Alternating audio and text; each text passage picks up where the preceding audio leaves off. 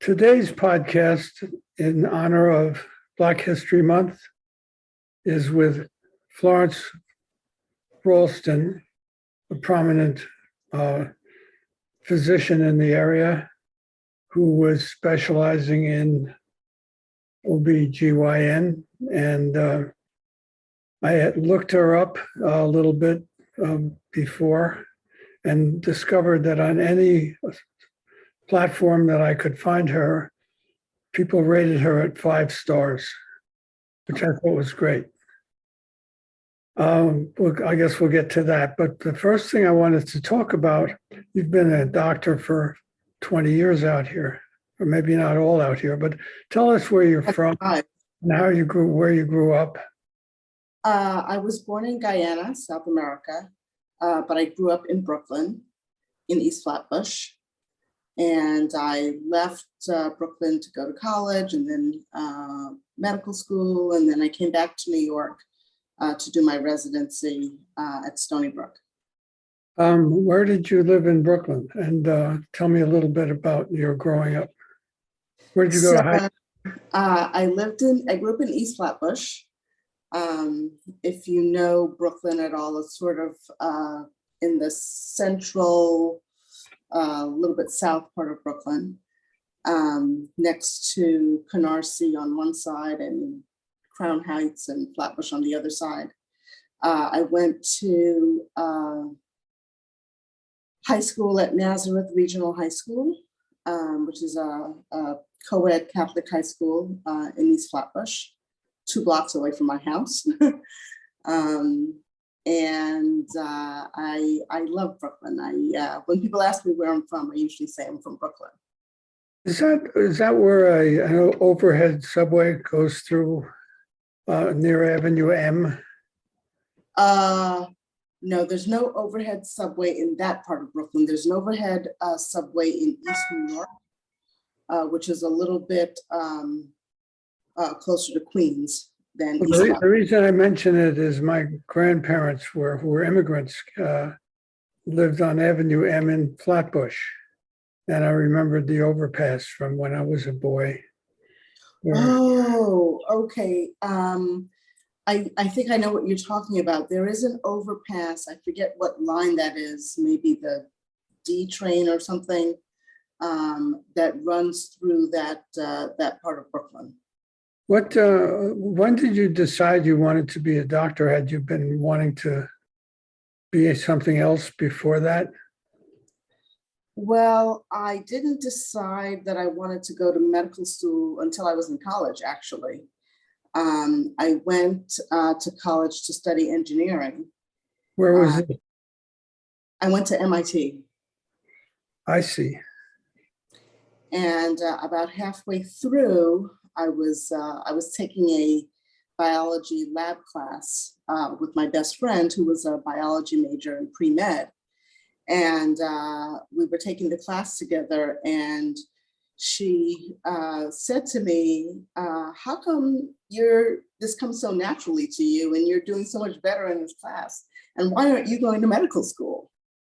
And I said, I'm not going to medical school. I'm an engineer. What's wrong with you? But she sort of saw something in me, I guess. You know, sometimes people can see things in you that you don't always recognize in yourself. And she hooked me up with her pre-med advisor, and her advisor sort of talked to me and gave me like a personality aptitude test. And she said, you know, you need to be in a career where you're working directly with people and you've got, you know, great people skills, and I think a career in medicine would be good for you. So what are you doing for your research project next semester? And I hadn't picked a research project yet. And she said, okay, I'm going to hook you up. So she connected me with a cardiologist at Mass General. And I shadowed him, and I went to his office, and we went to the cardiac cath lab. And, you know, I spent a lot of time just following him around and watching what he did. And I said, this guy's not working that hard. I could do this. Right. Little did I know how hard it was. But then I did my next project at the Boston VA, and we did some work with stroke victims and brain mapping, and that really piqued my interest in medicine. What did your family like? Was your dad a doctor or? No, I am the first, but not the only physician in my family. My mom was a nurse, worked in nursing for many years at Maimonides in Brooklyn. And I have a lot of nurses in my family, but before I went to medical school, there were no physicians in my family. Then what brought you out to the eastern end of Long Island? 20 years ago, this place was it was very rural, and the hospitals were pretty, I guess you'd say, small. And how did you come out to the East End? How old were you? Well, as I mentioned, I did my residency at Stony Brook, and my boss at the time knew that I was looking for a private practice job once I finished. And I had thought, initially that I would go back maybe to the city, and I had interviewed for some jobs in Manhattan. But she said to me, there's a really good group out in Southampton, and I think you would really fit in with them, and you should go interview with them. I said, Southampton? Where is that?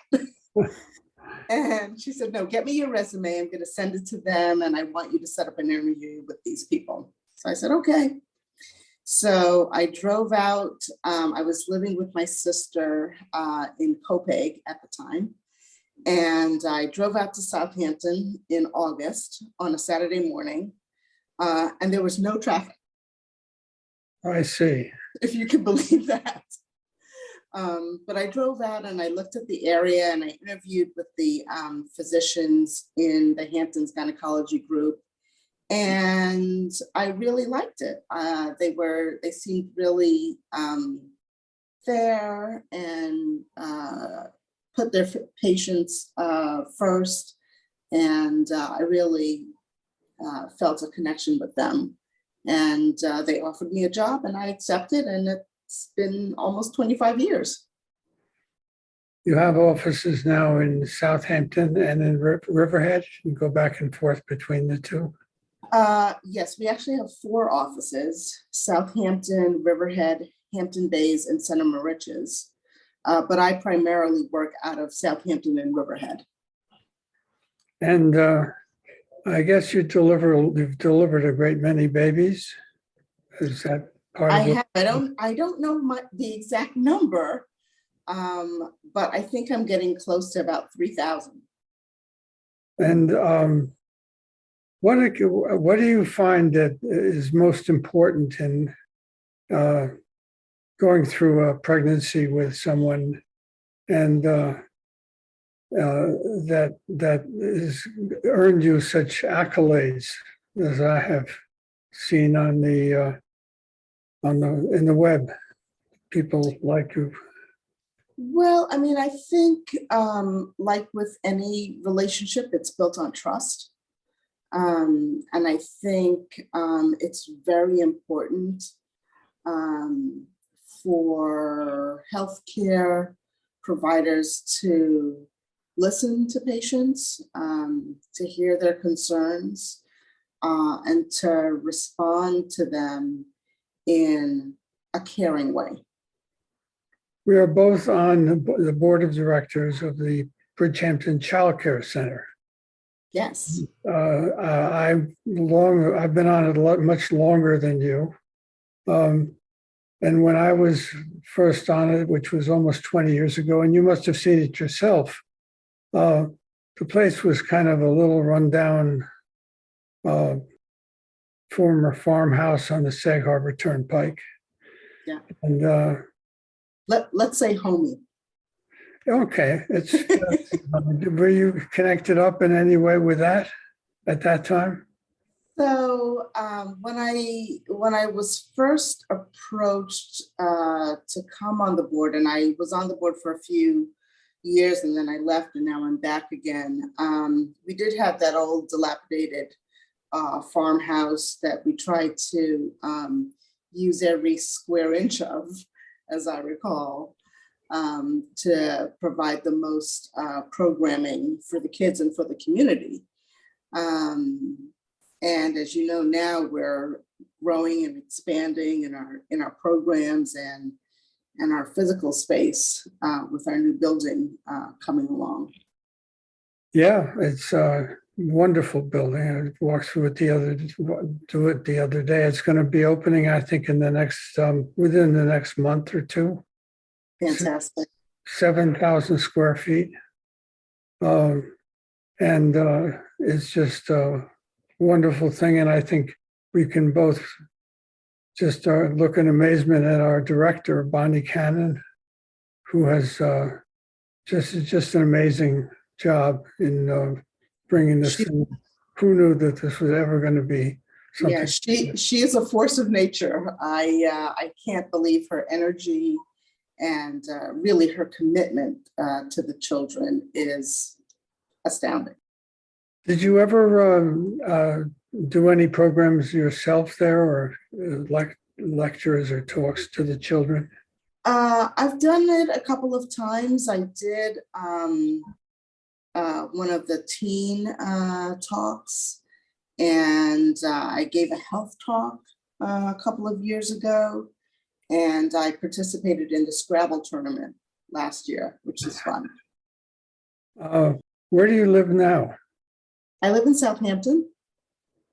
And do you have a family yourself?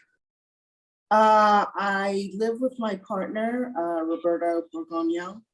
He and I have been together for about 15 years, and he has a grown son, Robert, who is up in Boston. And that's the family. And then I have my mom is still in Brooklyn. My family is spread out over Long Island, Queens, New Jersey. Do you ever get together as a group? Sure. I hosted Thanksgiving. They all came out? Yeah. How many did you have? I think about 30. That's a great feast. Yeah, it was great fun. I love getting together with my family. We should talk a little bit about what the childcare is, and then the programs that we have are for teenagers. And yeah, we're fortunate to have a lot of programming geared toward different age groups. So we have our littles and our middles, we have our teens, we have our young adults, and we have different programming geared toward each group. And then we have some adult programming as well. We have a lecture series for adults. We have the computer classes, the SAT prep, and as I mentioned, the teen program and the after-school programs. So we offer a lot to the community, and I think sometimes people don't realize that it's more than just the after-school programming. well, yes, the summer camp is a big deal. Yeah. Most summer camps cost tens of thousands of dollars for kids to go to out here, and ours is. I think you can spend the summer with us for something around $1,000, $900. It's quite a large program. About 80 kids come out. Yeah, and they have the trips to the beach. They have the trips to see me. The Children's Museum of the East End. They have a lot of good activities. And we also have a lot of recreational facilities at the center. Tennis court, for kids. We have basketball courts. We have soccer field. We have the dance studio. We have a music studio. The dance studio, yeah. So much of the others. Did you ever do one of the talks to the kids yourself about what they can be if everyone has the help to help them decide what they wanted to be when they grew up? I have not done like a career day type of thing at the center. I don't know if we've had one recently. Yeah. But that might be something to talk to Bonnie about. And describe, I know the answers to this, but everyone else doesn't, about what the new plan is to add to the property.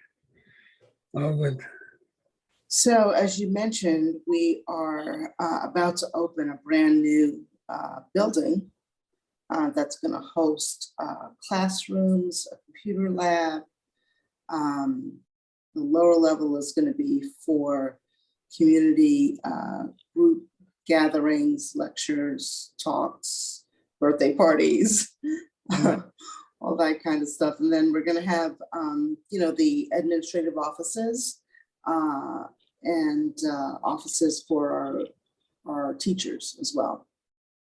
And we're planning even bigger.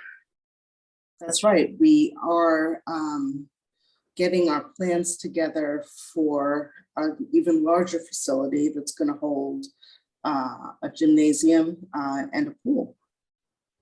Yep, it's quite something. It's going to be spectacular. Yes. Well, it's good to get to know you more. I know you from our monthly meetings.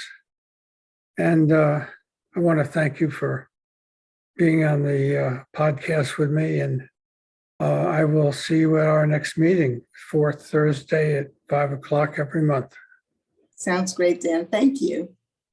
Florence Rolston, medical doctor in the Hamptons, many years. And thanks for being on the show. You're welcome. Okay.